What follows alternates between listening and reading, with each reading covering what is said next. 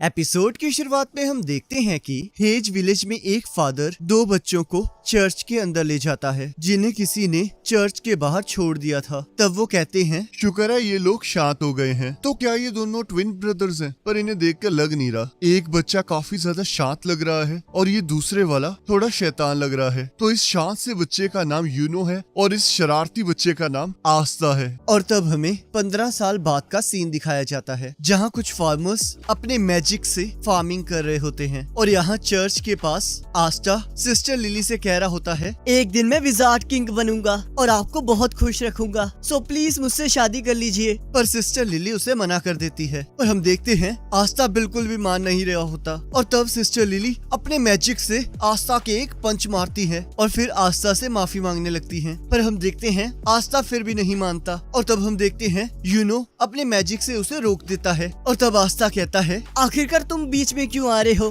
तब यूनो कहता है, क्योंकि तुम्हारा बिहेवियर बहुत बेकार है और अगर तुम ऐसे ही रहे तो कोई लड़की तुम्हें भाव नहीं देगी। तब आस्था गुस्से में कहता है, हम साथ साथ बड़े हुए हैं और अब तुम मुझे ये कह रहे हो? तब यूनो कहता है, आस्था सिस्टर लिली गॉड की सेवा करती हैं, इसलिए वो किसी से शादी नहीं कर सकती। तब आस्था यूनो को लड़ने के लिए कहता है पर यूनो मना कर देता है और तब नैश कहता है, रहने दो आस्था, तुम यूनो को कभी नहीं हरा सकते। और तब आस्था कुछ करने की कोशिश करने लगता है। तब नैश कहता है, तुम्हारे पास मैजिक नहीं है, मुझे विश्वास नहीं होता कि तुम्हारे एज का कोई लड़का मैजिक भी ना यूज कर पाए। तब आस्था कहता है, मैं तुमसे बड़ा हूँ तो मुझसे तमीज से बात करो। तब नैश कहता है, बिल्कुल नहीं, इस दुनिया में मैजिक ही सब कुछ है। जिसके पास जितना ज्यादा मैजिक होता है वो उतना ज्यादा इम्पोर्टेंट होता है और तुम तो कोई मैजिक यूज ही नहीं कर सकते। तब आस्था कहता है, तो मुझे लगता है अब मुझे तुम्हें अपना स्पेशल मूव दिखाना ही होगा। और हम देखते हैं आस्था एक्सरसाइज करने लगता है और दूसरी तरफ यूनो अपने मैजिक से कपड़े सुखा रहा होता है जिसे देखकर सभी बच्चे बहुत खुश हो रहे होते हैं। और तब यहाँ हम देखते हैं फादर ओरसी वहाँ आ जाते हैं और कहते हैं, यूनो ही इस चर्च की इकलौती उम्मीद है। और यहाँ सिस्टर लिली आस्था से कहती है, बहुत जल्दी अवार्डिंग सेरेमनी आने वाली है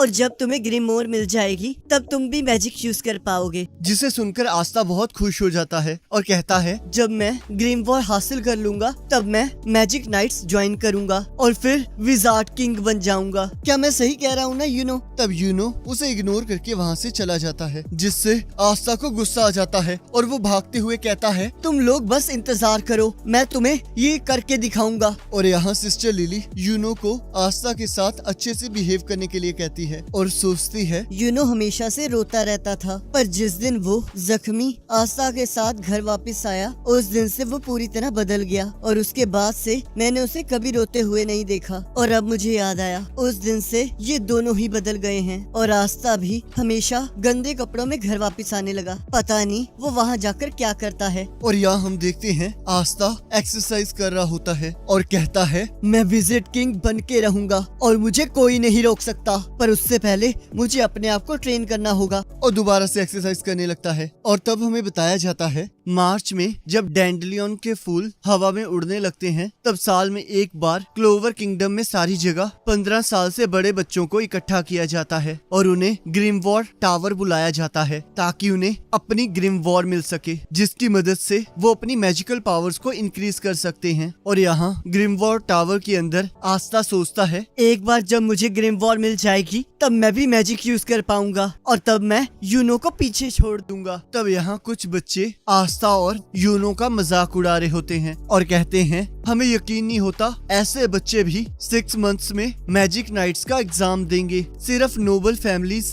और रॉयल फैमिलीज में इतनी ताकत होती है जो कि इस एग्जाम को पास कर सके और उनमें से एक तो कोई मैजिक भी नहीं यूज कर सकता और ये पूरी कंट्री में इकलौता ही होगा जो कोई मैजिक ही नहीं यूज कर सकता। और तब वहाँ ग्रिमवॉर टावर का मालिक आ जाता है और वो सबको वहाँ आने के लिए कांग्रेचुलेट करता है और वो कहते हैं, हमारे एरिया से ना तो कोई आज तक विजिट किंग बना है और ना ही मैजिक नाइट्स में किसी हाईएस्ट पोस्ट पर पहुंचा है। तो इस बार मुझे उम्मीद है कि शायद तुम में से कोई एक किसी दिन विजार्ड किंग बन जाए। और अब तुम्हारे ग्रिम वॉर लेने का टाइम आ चुका है। और यहाँ हम देखते हैं सभी लोगों को अपनी अपनी ग्रिम वॉर मिल जाती है। और तब यहाँ आस्था कहता है, क्या मेरी ग्रिम वॉर कहीं लेट हो गई है? तब उस टावर का मास्टर कहता है, तुम अगले साल ट्राई करना। जिसे सुनकर सभी लोग आस्था का मजाक उड़ाने लगते हैं। और तभी हम देखते हैं यूनो की ग्रिम वॉर अचानक से चमकने लगती है। और तब सभी लोग देखते हैं वो एक 4 लीफ क्लोवर ग्रिम वॉर होती है। तब फादर कहते हैं, ये तो वही ग्रिम वॉर है जो कि फर्स्ट विजार्ड किंग को मिली थी। तब सिस्टर लिली कहती हैं, इसके बारे में कहा जाता है कि इसके अंदर बहुत ज्यादा पावर और गुड लक है। तब यूनो कहता है, सभी लोग सुन लो,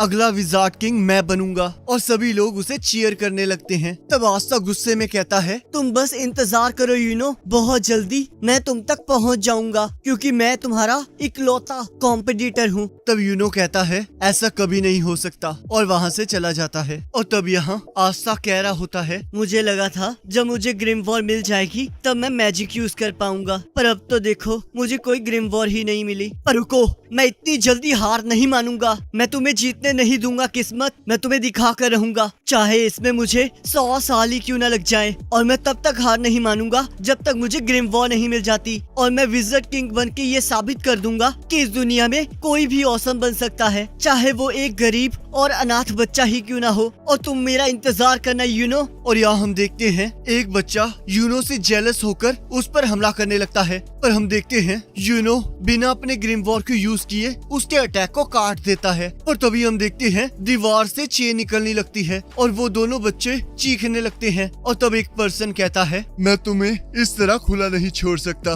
और हाँ, इसे खोलने की कोशिश मत करना क्योंकि मेरा मैजिक दूसरों के मैजिक और उनके मूवमेंट्स को रोक देता है। तब यूनो पूछता है, आखिरकार तुम कौन हो? तब रेवची कहता है, मैं एक मैजिक नाइट था पर उन्होंने मुझे बाहर निकाल दिया, तो अब मैं सिर्फ एक चोर हूँ और अब मैं तुम्हारी ग्रिम वॉर ले रहा हूँ। तब यूनो कहता है, तो तुमने अपना नाम रेवची बताया है, तो तुम इतना तो जानते ही होगे ना कि ग्रिम वॉर को चुराना बेकार है। तब रेवची कहता है, मैं जानता हूँ, ग्रिम वॉर को बस वही यूज कर सकता है जिसे ग्रिम वॉर ने खुद चुना हो, पर ब्लैक मार्केट में इस ग्रिम वॉर की बहुत कीमत है। चाहे 4 लीफ क्लोवर ने तुम्हें चुना हो, पर तुम अभी भी बच्चे हो और आज तुम्हारा बहुत बुरा दिन है कि मैं यहाँ हूँ। तुम्हारी कहानी शुरू होने से पहले ही खत्म हो चुकी है और तुम्हारे गले में ये नेकलेस भी बहुत अच्छा लग रहा है। और तब हम देखते हैं आस्था भी वहाँ आ जाता है और दीवार से टकराकर नीचे गिर जाता है और कहता है, आखिरकार यहाँ हो क्या रहा है? आखिरकार तुमने यूनो की ग्रिम वॉर क्यों पकड़ी हुई है? तुम एक चोर हो।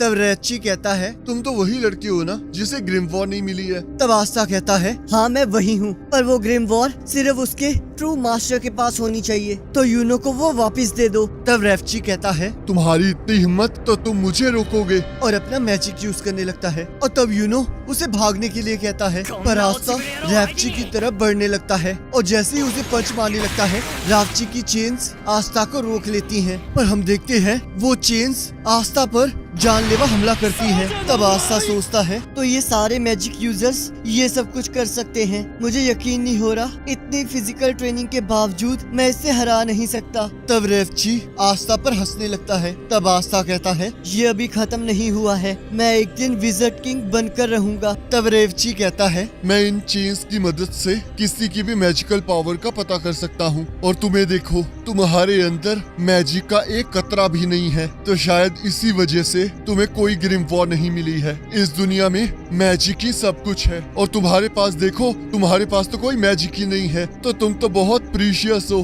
तब आस्था सोचता है, अगर ये सच है तो चाहे मैं जितना मर्जी ट्राई कर लूं, मैं कभी मैजिक नहीं यूज कर पाऊंगा। तब रेवची कहता है, विजार्ड किंग बनना तो तुम भूल ही जाओ, तुम्हें तो कोई जॉब भी नहीं मिलेगी और तुम्हारा दोस्त तुम्हारी इस कंडीशन पर बहुत हंसेगा। इस दुनिया को तुम जैसों की कोई जरूरत नहीं है, तुम तो बस एक लूजर हो। तब आस्था सोचता है, ये सच कह रहा है, मैं चाहे जितना मर्जी ट्राई कर लूं, पर इस दुनिया में कुछ चीजें हैं जो मैं नहीं कर सकता, तो शायद मुझे हार मान। पर तभी हम देखते हैं यूनो कहता है, आखिरकार तुम किसे लूजर कह रहे हो? आस्था ये सच है कि तुम विजार्ड किंग नहीं बन सकते, क्योंकि असलियत में विजार्ड किंग मैं बनूंगा। पर तुम आस्था के बारे में गलत हो रेवची, आस्था कोई लूजर नहीं, मेरा राइवल है। और तब आस्था उसे वहाँ से हटने के लिए कहता है और तब हम देखते हैं रेवची डरने लगता है। तब आस्था कहता है, जरा रुको यूनो, मैं इसे अभी मजा चखाता हूँ। पर तभी हम देखते हैं आस्था के पास 5 लीव क्लोवर आ जाती है। तब यूनो कहता है, मुझे पता था आस्था